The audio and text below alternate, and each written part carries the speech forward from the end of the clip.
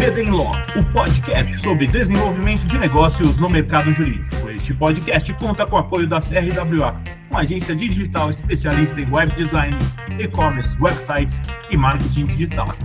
CRWA, há 14 anos entregando performance e resultados de comunicação. TKRA Contabilidade, a contabilidade certa para o crescimento da sua empresa. Já ouviu falar em Legal Design? Não? Procura por Bits Legal Design, criando documentos que qualquer pessoa entende. Com a inteligência artificial, a transformação digital deixou de ser uma tendência para se tornar uma necessidade no mercado jurídico. Hoje, escritórios que conseguem integrar tecnologia, dados e processos bem definidos ganham velocidade, eficiência e competitividade. A conversa de que tecnologia não é para mim não existe mais. Mais do que automatizar tarefas, o desafio está em inovar com foco estratégico, garantindo que a tecnologia seja uma aliada no desenvolvimento de negócios e na entrega de valor ao cliente.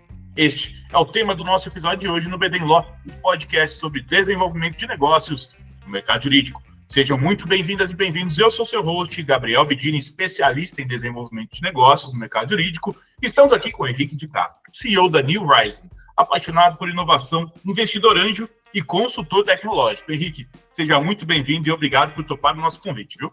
Obrigado, é sempre um prazer falar de tecnologia e especialmente de aplicação prática para o mercado jurídico, vai ser bem legal.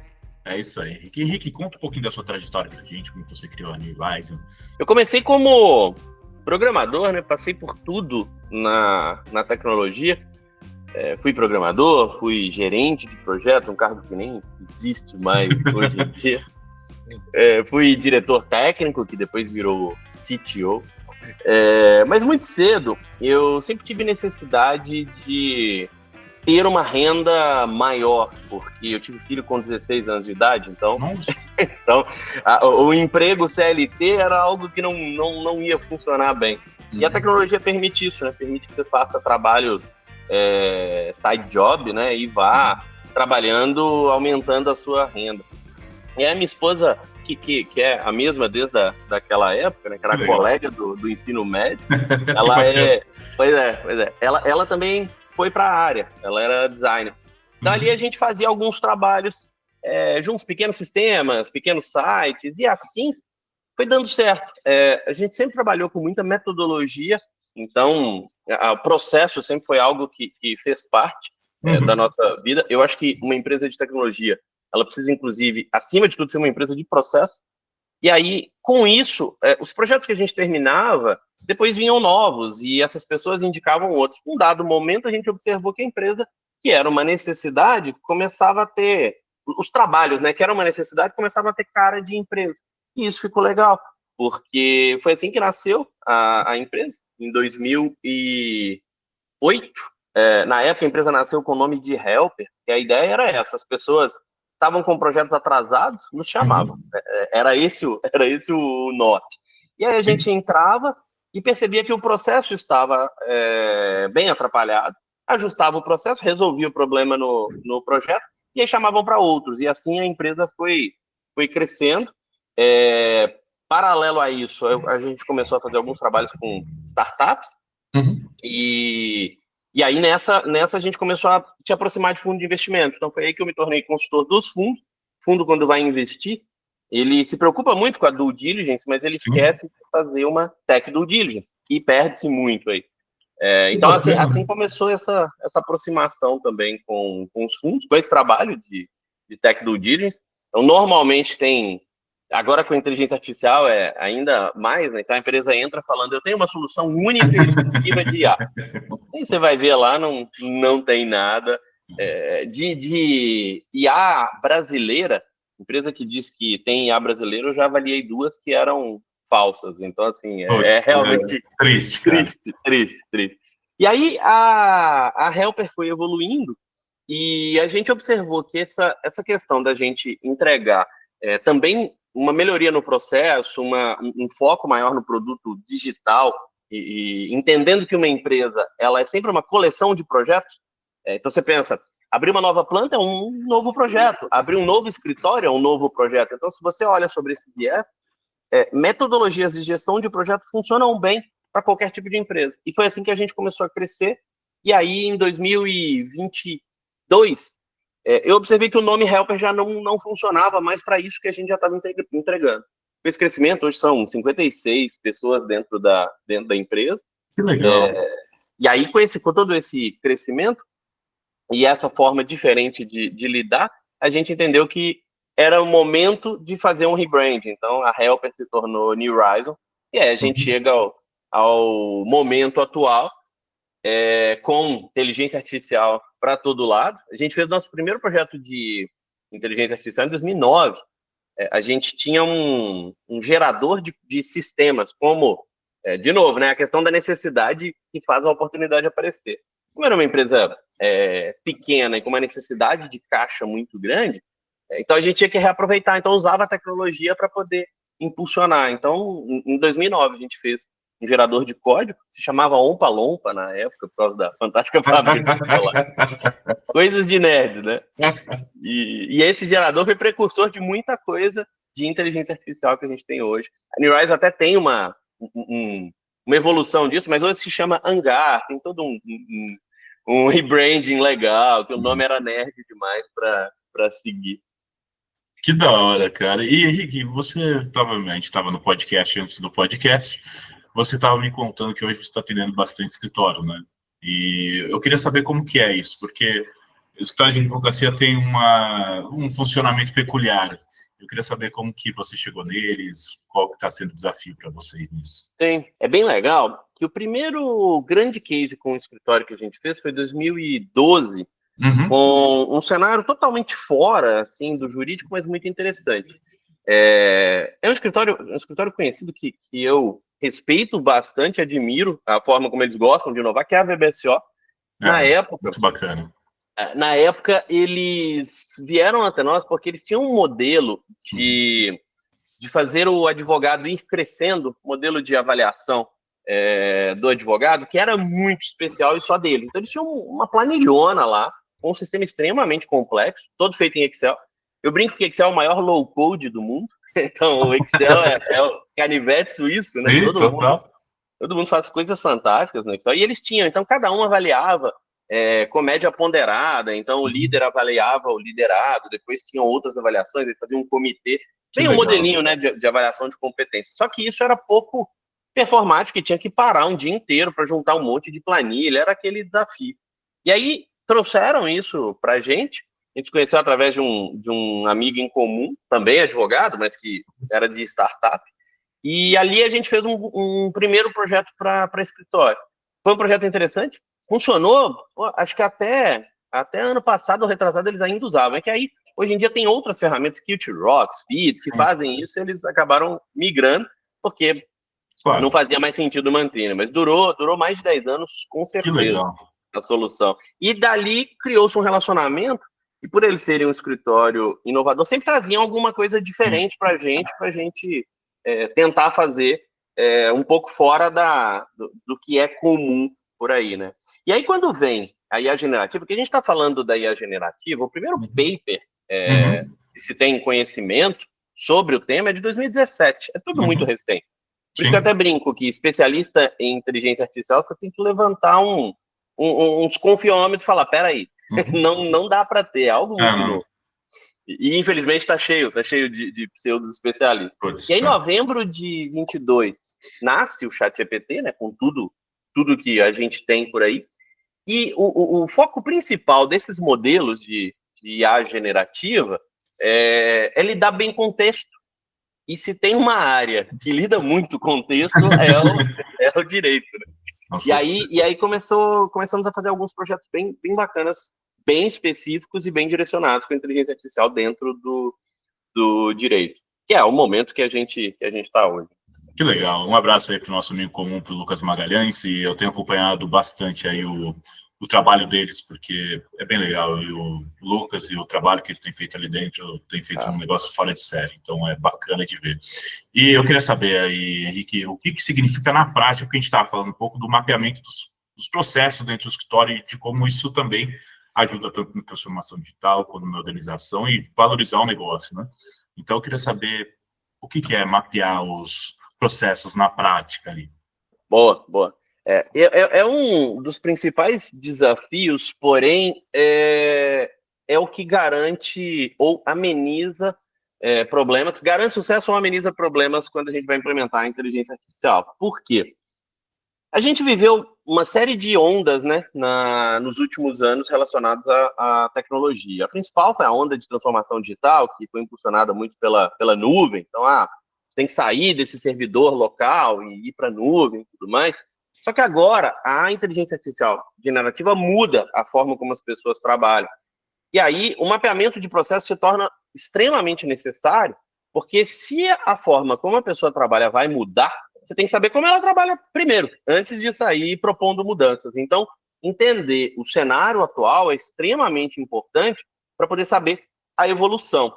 Para poder corroborar com isso, coincidentemente, agora, essa semana, saiu um estudo da McKinsey, fantástico, que demonstra que as soluções de inteligência artificial horizontais, que são soluções que ChatGPT é um exemplo, o Copilot da Microsoft, essas soluções que você coloca para aumentar a produtividade, elas não têm um ROI muito medido, não dá para olhar o EBITDA disso, porque melhora, mas entra num termo meio genérico, né? Melhorou a qualidade, melhorou a eficiência, como?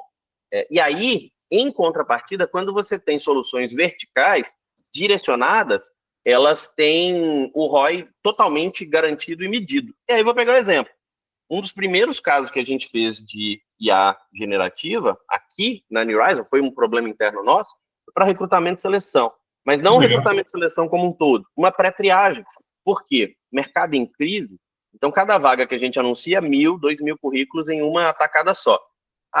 O básico acontece, você perde gente boa, porque se você precisa para um, na hora que você achar, você não olha o restante. Aí a generativa fazendo essa pré-triagem, agiliza, porque todo mundo pode ser olhado, e a pessoa do RH, ela vai focar só em entrevistar no tete-a-tete ali. Esse é um exemplo de solução vertical. É um exemplo que o escritório consegue olhar o seu processo, olhar o que é gargalo e resolver algo pontualmente ali. Então, o que a gente fez? Aí a generativa olha uma gama de currículos em uma pasta mesmo e preenche um Excel com as informações dessas pessoas e uma nota do quanto ela está aderente ao fit do que a gente quer para aquela vaga. É uma solução vertical que tirou um processo que levava 3, 4 dias para 1 hora. Então, esses caminhos são fantásticos. Por isso que o mapeamento de processo é importante. Porque você mapeia, entende, e ali, ao mapear, você acha esse tipo de gargalo. Então, é onde eu acho que tem caminho para a gente sair agora dessa espuma de inteligência artificial generativa, e todo mundo, estou usando, mas está usando o quê? ChatGPT. É bom, mas é o Excel. O ChatGPT vai ser o Excel do futuro bem próximo aí, sabe? Vai ser meio que obrigatório saber usar. Que legal. E tem um ponto que é legal, que eu estava pensando aqui, que o mapeamento, obviamente, é super importante, mas também você ter os dados bem organizados, né? Porque se você não tiver os dados bem organizados, como você falou do recebimento, por exemplo, dos currículos, que é uma pasta bem organizada, ou algum lugar onde você coloque, você não vai conseguir mapear os processos de uma maneira correta, porque você não vai saber o que analisar, correto? Eu estou viajando. Tem uma frase que eu gosto que sem dados você é só uma pessoa com opinião. E no direito isso ainda é extremamente relevante, porque você não tem jurisprudência, então é só a sua opinião mesmo. O que é um ponto aí crucial? Com a inteligência artificial generativa, a gente tem uma grande vantagem, que é poder pegar dado que antes era dado bruto, dado sem valor na empresa, e transformar ele em algo aplicável. Isso é um valor fantástico, porque com isso você pode pegar aquele monte de contrato que você tinha, que não tinha valor ali, e categorizar eles. Isso aqui é contencioso, isso aqui é consultivo, isso aqui é petição. Você ir segregando. E isso, obviamente, é um projeto que a gente já fez para um escritório, pegar uma base histórica muito organizada no ponto de tem tudo numa pasta, mas aí a gente começar a ir entendendo, isso aqui é tal categoria, isso aqui é tal tipo de caso. E aí, qual que é a vantagem disso? Isso, atrelado a uma inteligência artificial, você consegue ter um chat com seus próprios dados, falar com a sua informação. Então, é pegar e falar assim, que tipo de caso que a gente ganhou relacionado a esse tipo de problema desse cliente específico. Então, você conseguir fazer buscas dessa forma, você consegue entender, porque a gente precisa lembrar sempre que a gente está falando de ferramentas estatísticas, né? Então, você consegue entender estatisticamente qual chance você tem de ganhar ou de perder aquele determinado caso.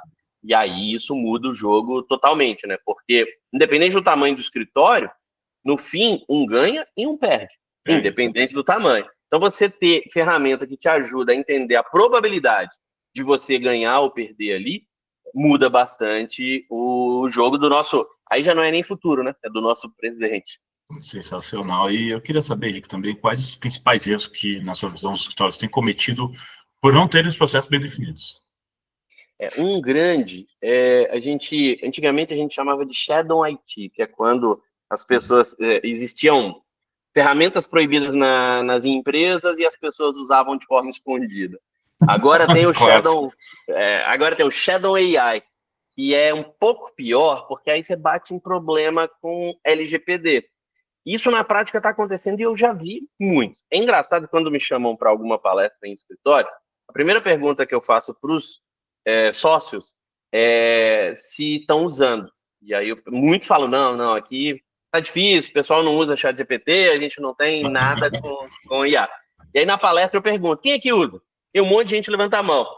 Usa para quê? Não, eu uso para poder me ajudar no contrato e tal. Eu falei, se você manda o contrato inteiro no ChatGPT e pede, então, sabe como é? E aí tem todo aquele...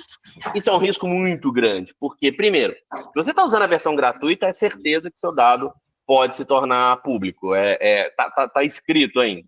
E o segundo ponto, mesmo na versão paga, mesmo dizendo que o dado é só seu, a gente está falando de uma empresa em uma legislação que não é a brasileira, então você já tem o dado saindo do seu país, o que já pode ser um problema. E o segundo caso é uma empresa que é hoje instável. Saiu CEO, voltou CEO, saiu CTO, voltou CTO. A Anthropic, por exemplo, que é um concorrente, saiu por brigas internas dentro da OpenAI. A OpenAI nasceu para ser um projeto open source, inclusive, aberto para todo mundo, e fecharam quando viram que eles tinham uma mina de ouro. Ali não é mina de ouro, não é mina de diamante.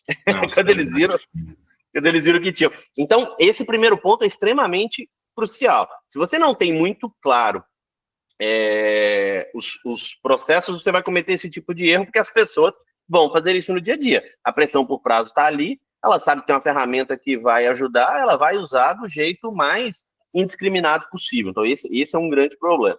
E o segundo é que aí, cada projeto, cada petição, cada novo cliente se torna extremamente do zero. Isso é um grande erro.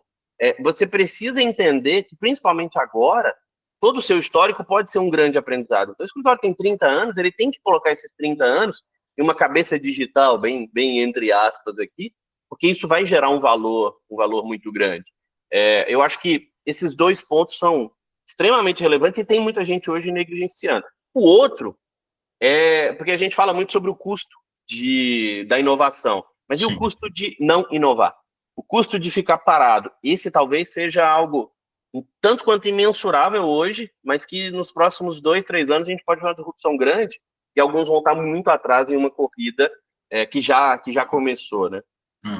A corrida está começando, a gente vê nos escritórios ainda está bem no comecinho a corrida, porque o pessoal está acordando agora, está tentando entender o jogo, vendo o que é fumaça e o que não é, então ainda está uma corrida que está no começo, dá para quem não pegou ainda, consegue entrar nela, mas daqui a algum tempo, se você não estiver observando isso agora, você está fadado a ter que mudar o seu negócio.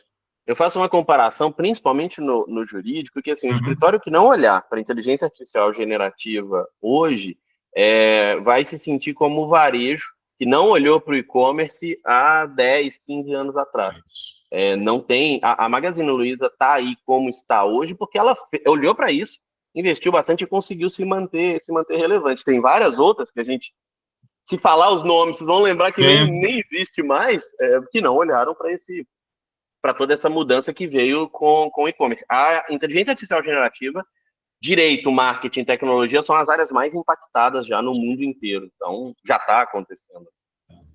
Conhecimento, né, cara? E, sabe, eu queria saber, porque hoje principalmente com tanto de informação que a gente tem, e cada vez mais os advogados estão sobrecarregados, e eu queria saber como que a automatização pode reduzir o trabalho no dia a dia da galera do jurídico. Esse é um ponto bem legal, porque, assim, para mim, a IA, muita gente até fala, né, sobre substituir emprego e pessoas. Eu discordo totalmente desse tipo de afirmação, porque eu acho que a IA troca postos de trabalho, ela troca execuções que não deveriam ser humanos fazendo mesmo. E aí isso já acontece com a tecnologia como um todo. Se a gente pegar a busca de jurisprudência, que era o tipo de coisa absurdamente demorada, né? Tinha que ir lá pegar diário oficial, ficar lendo, esperar sair, procurar. E você tem inúmeras startups e soluções excelentes, sem inteligência artificial, que pura tecnologia só. Que você escreve lá, ela busca e te traz a jurisprudência. Então, assim, tirou este tipo de trabalho. Mas aí o advogado que perdia seu tempo fazendo isso, hoje ele faz algo melhor, ele vai negociar premissa, ele vai focar no relacionamento humano, que é a parte mais difícil, né? Documentar tudo depois é fácil. A questão mesmo é estabelecer o que a pessoa quer de um lado e o que a pessoa quer do outro. Então, eu acho que assim, a gente consegue ter uma grande evolução nesse dia a dia, tirando essas tarefas que são as tarefas digitais. Uma pesquisa recente de Stanford chegou à conclusão de que a gente passa, em média, 3 horas por dia em tarefas digitais no mundo inteiro. No Brasil, eu acredito que seja um número muito maior. Para escritório de advocacia, eu acho que bate 6, 7 horas no dia, só ali, respondendo um e-mail, um WhatsApp, buscando alguma referência e, principalmente, escrevendo uma peça que hoje em dia é replicável, né, a partir de várias outras. Eu acho que tem um papel importante também dos advogados, que é a curadoria da informação, né? Porque, embora a inteligência artificial está aí ajudando, colaborando, mas você precisa ter uma curadoria, você precisa saber quando a IA está viajando, né? Não, por exemplo, na busca de jurisprudência, mas você tem que saber verificar, você tem que ter isso. Se você não souber, você vai se ferrar. Que é muito comum, né? A IA, a tal da alucinação é muito comum. Porque imagina que você está falando com algo que tem informação sobre tudo. E exatamente por ter informação sobre tudo, para confundir nariz de porco e tomada, é muito comum e acontece no dia a dia. Então, o pensamento crítico é uma das características que eu acho que nesse novo mundo vai ser um grande diferencial. Eu sempre lembro, é mais ou menos aquele da Matrix, qual que é a pergunta real sobre isso? O que você quer realmente saber? Você tem que saber fazer a pergunta, cara. Exatamente. E aí, por isso é tão importante o mapeamento de processo, que na tecnologia a gente chama de discovery, que é você entender o problema real por trás. A gente tem uma mania de pensar muito na solução, mas não, é pensar no problema e qual problema está doendo. E a partir desse problema doendo, eu vou pensar em soluções para ele. É quase uma logística reversa, né? Eu tô viajando. Uma das técnicas legais que a gente usa é imaginar um mundo ideal e a partir do mundo ideal você ir decompondo ele para chegar no problema. E é bom porque daí você define todo o processo a partir disso, né? Que eu acho sensacional. E eu queria saber também de que forma, então, a gente sabe que o advogado, o dia a dia ali é cheio de prazo, né? E eu queria saber de que forma o mapeamento pode contribuir para melhorar essa gestão, né? Porque advogado morre, o medo é perder prazo e ali ferrar o negócio, né? Então... Esse é um dos pontos que a tecnologia consegue ajudar bastante. Por quê? Ao fazer um mapeamento, você entende que sempre todo processo vai começar com alguém dando um input, né, enviando alguma informação e esperando algo do outro lado. Pode ser a mesma pessoa, pode ser outra. Independente da empresa, qualquer negócio no mundo, é assim que funciona, né? Alguém envia uma informação, várias coisas acontecem nesse meio, e essa informação é esperada do outro lado. Quando você faz um bom mapeamento, você consegue entender nessa informação qual é o prazo para ela sair do outro lado. E quem está esperando isso. E ao fazer isso, você consegue, além de sair um pouco, tira essa carga mental da preocupação com prazo, você consegue garantir que também tenha a inteligência artificial acompanhando aquilo e te avisando em casos de riscos. A gente tem inúmeros casos aqui que a gente coloca, porque a ideia, para um futuro muito próximo, é que a IA comece a passar de forma despercebida. A gente tem isso com a inteligência artificial computacional, por exemplo. Você desbloqueia o celular, é uma IA, e você nem olha, o seu rosto lá está sendo reconhecido por uma IA, e você nem percebe. O dia a dia da IA generativa vai ser isso, e uma grande aplicação é controle de prazo. Porque a IA pode estar lá olhando e ela, com os parâmetros dela, com o que você já estabeleceu, ó, esse prazo, 2, 3 dias eu tenho que estar com a petição pronta.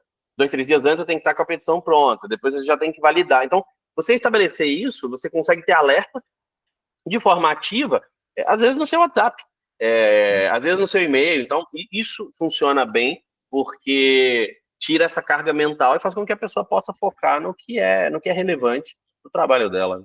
Muito bacana. Henrique, você está tendo uma experiência, como a gente já falou, com vários escritórios de advocacia. Eu queria saber, para você, que tipo de tarefa jurídica pode ser automatizada com mais facilidade aí, com a sua experiência? É muito comum, e essa é a mais clara, né, focar na geração de contratos, de petições e tudo mais. Mas essa é uma das tarefas jurídicas que a IA mais comete erros.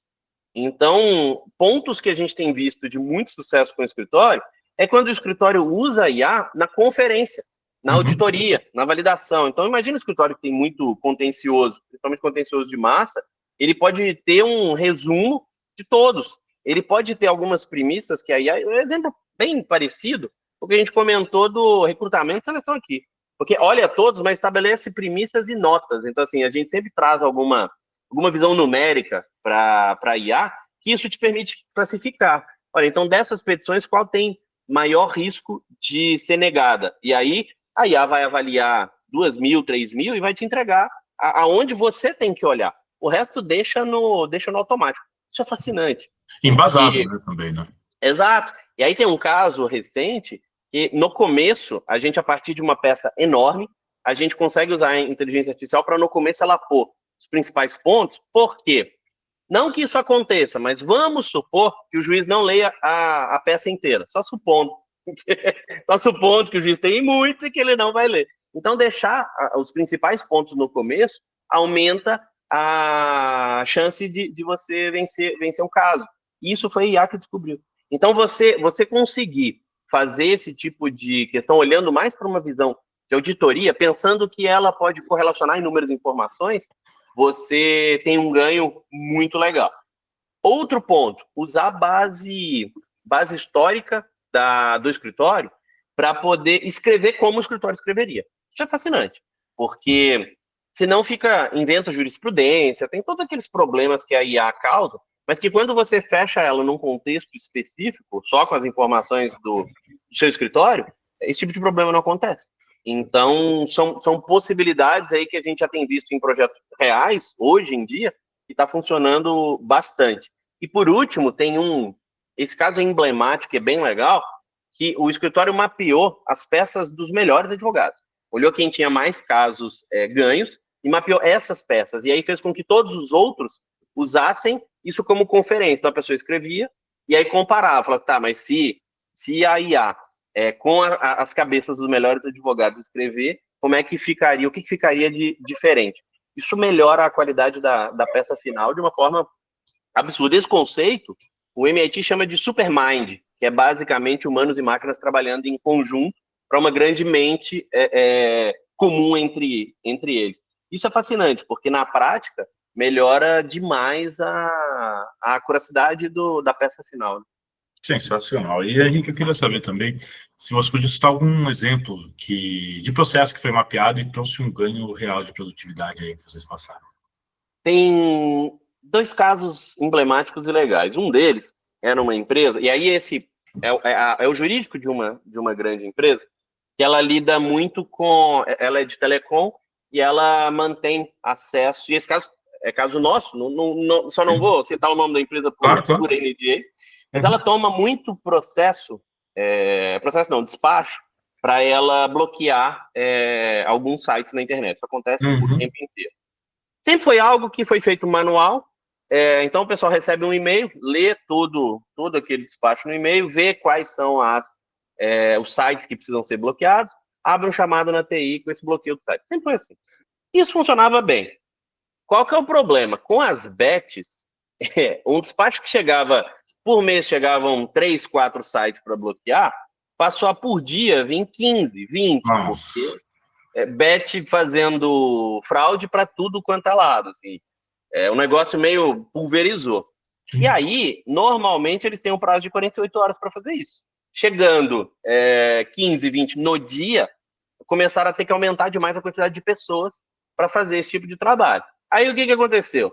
As pessoas, ninguém quer um trabalho desse. As pessoas não gostavam e começaram a ter... É meio óbvio, né? Começou a ter rotatividade.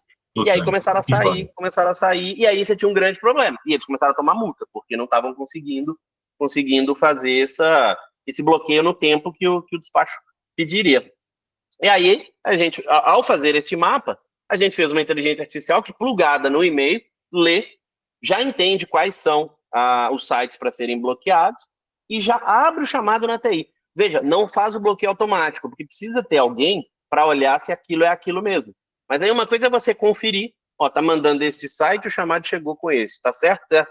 Esse aqui tá errado. Tá errado por quê? Explica para IA. E assim você vai melhorando e medindo. Então, o que a gente fez? Acertou 10% na primeira vez. Então, roda de novo, acertou 20%. E a IA, ela vai melhorando a cada aprendizado. E hoje está 95% de acerto. Lembrem, é sempre uma ferramenta estatística, né? Então, ela está 95% de acerto, mas pensa que a pessoa que tinha que olhar 100% dos casos, ela olha agora só 5%. Então, é algo que só com o mapeamento a gente conseguiu identificar. Não foi necessário fazer uma solução muito grande, desenvolver algo de 6 meses, 1 ano, que inclusive isso atrapalha o ROI de inteligência artificial, né? Porque em 6 meses tudo já mudou, já é outro cenário. Talvez em 6 meses as bets já tenham alguma regulamentação, enfim, né? E mude um pouco.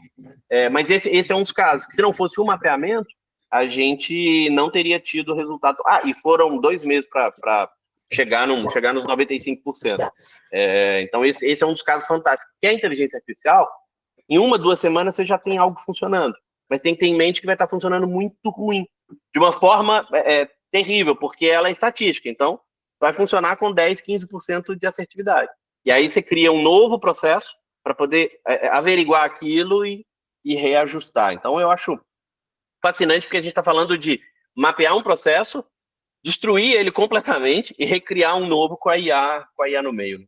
Sensacional. E, cara, que conversa bacana, viu, Henrique? Aprendi muito com você hoje.